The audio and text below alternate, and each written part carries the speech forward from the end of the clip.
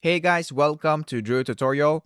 If you are new here, special welcome. In this video, I will show you how to fix HP laptop keyboard not working on Windows 11.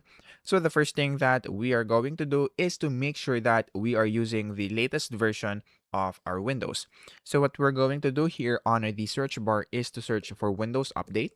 And then after that, just click on Open. And then in this part, all you have to do is to click for check for updates and then see if there are any available updates for you to do. So if you see any available updates that you may have, make sure that you install that. And then after that, just restart your PC and then that should fix your problem. However, if it is still not working, then the next thing that we are going to do is to go into our search bar and then search for Device Manager and then click on Open. Once you do that, in this part, we're going to look for our keyboard driver. So we're going to look for keyboards. And then in this part, you should be able to see a bunch of keyboards right here. However, we're going to look for the keyboard of our HP laptop. And in that case, it is usually this standard PS2 keyboard.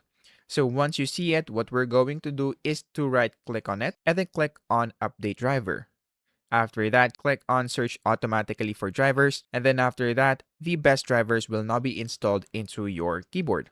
After that, just restart your PC once again, and then that should fix your problem.